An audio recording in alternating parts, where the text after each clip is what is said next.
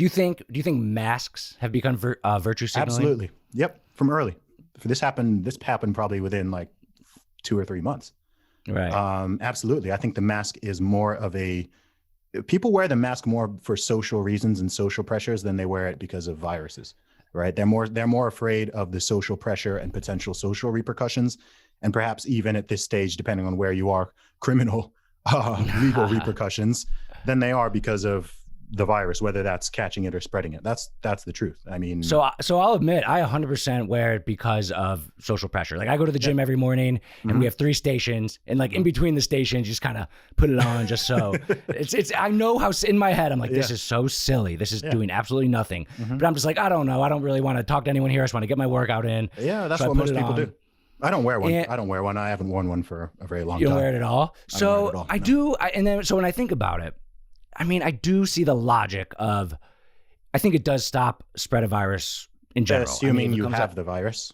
Right. If you don't, it's not stopping the spread of anything. Right. If you get tested, in this insane period where everyone is being treated as if they're ill. Like if you are sick and you're going around and you're coughing and you're spitting or whatever, then yeah, logically wearing a mask would help to, I mean, ideally just stay home. Don't go out. I mean, I've had COVID, right? I just didn't go out. Yeah. I had it for a week, I recovered a month ago.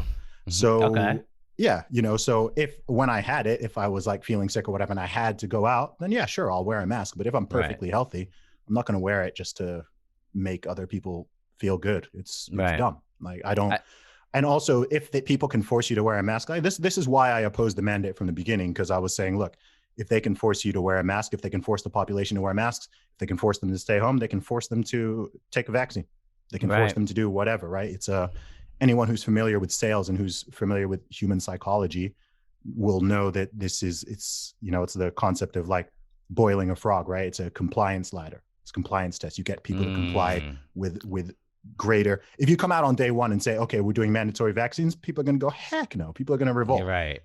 But if you come out and you say, wash your hands, everyone's like, okay. And you say, socially distance.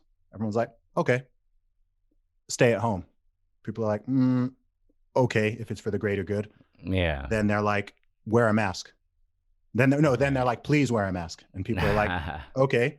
And then they're like, wear a mask, right? They drop the please, right? And this is what happened, right? And people are like, okay. And then they're like, wear a mask or face consequences, right? And then they'll throw in some guilt tripping as well. And then they say, yep, close your business, do this, do that. And now they're toying with the idea of, hey, if you don't get the vaccine, then you're not going to be allowed to participate in normal society, right? That's what people are pushing for. I don't know what it's like where you are, but in the UK, and I said this was going to happen 6 months ago. People are there calling me a conspiracy theorist, saying that blah, blah, blah. I'm like, dude, I practice 2nd, 3rd, 4th, 5th order thinking. Like I see where these things are going before they happen. It happens all the time. It doesn't matter. Like people always.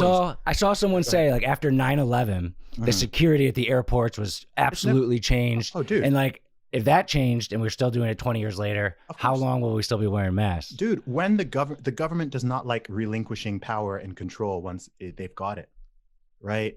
Since 9/11, it's never been the same. Like I remember flying pre 9/11 and post. It's totally different now. Right. It's totally different, right? I guess, and I always tell me if I should change my philosophy. I do admit I comply just because I have my business to run. I have more important things to do. Like it's not that hard to just throw it on. So like I just choose not to fight that battle. It's just not hard to. It's not hard to just jab yourself with a needle either. True. Just, wear the yellow star. Yeah. Right? Oh, that's a very good point. That's a very good point. It's all the same. It's just a star. Just wear it. The yellow star. Wow. Just a star. That's a very good point. Right? I probably would have worn it. Look, and people. It's like a lot of people. Yeah, I don't know. Like a lot of people didn't get, like even within my own family, didn't get my sort of whole like super anti-mask mandate stance, right? And people also conflate things, right? People think that there are people who think I'm anti-mask and I'm anti-vaccine. And I'm like, no, I am anti-mask mandate. And I am anti-vaccine. I'm anti-mandatory vaccine. If you want to take a vaccine, go ahead. I'm not going to stop you, right? If you want to try to force me to inject a foreign substance into my body, you can screw off. Yeah, you'll never get it. I will fight you. Like I will literally physically fight you. If you want to stick a needle in me, with some experimental vaccine, like we're gonna fight. Like we're gonna fight. Couldn't you argue that like vaccines stop polio and they've done a lot of good in the past for like certain things? Like polio's gone now. Mm-hmm. I mean, they also gave some people polio. Did they? Yes. Yeah, I never heard that part. I never heard that. Yeah, part. Of course you didn't. Have you heard of the people who have died after taking this one? I haven't. I heard okay, a couple well, people. I've heard of at least 5. Really? Yep. Okay. Wow. And the best like comparison. I've heard of more, dude. Like it's like I said, everything has a risk. Like I mean, in our age group. Okay. How old are you? I'm 31. You're 31. Okay. So if you get COVID, what's the probability of you dying? 0. I think I probably had it. My wife had it. I had a sniffle for a day. It's essentially 0. Right. Okay. So, and what are the long-term effects of the vaccine? Obviously, we don't know. Okay.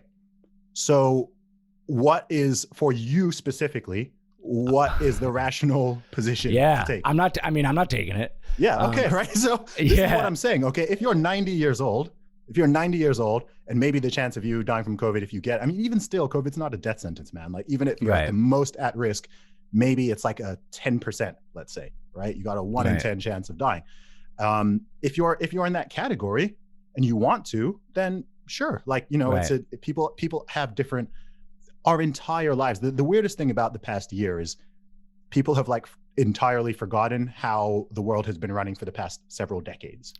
Okay. Viruses have always existed. Always. Every year there's the flu season. I think the flu kills what? 60,000 Americans a year. Right. Nobody even bats an eyelid. Nobody does anything, right? People just get on with their lives. You don't shut down the schools. You don't shut down businesses. No one's running around with masks or whatever. Viruses are just a part of life. Right. And they mutate and they change, right? That's why you can catch the cold every year. You can keep getting the flu because they mutate, they change. Right now, people are freaking out with this virus because it's like, oh, there's a new strain. It's like, of course there's a new strain, right? A virus is trying to survive. It's evolving so that it can survive.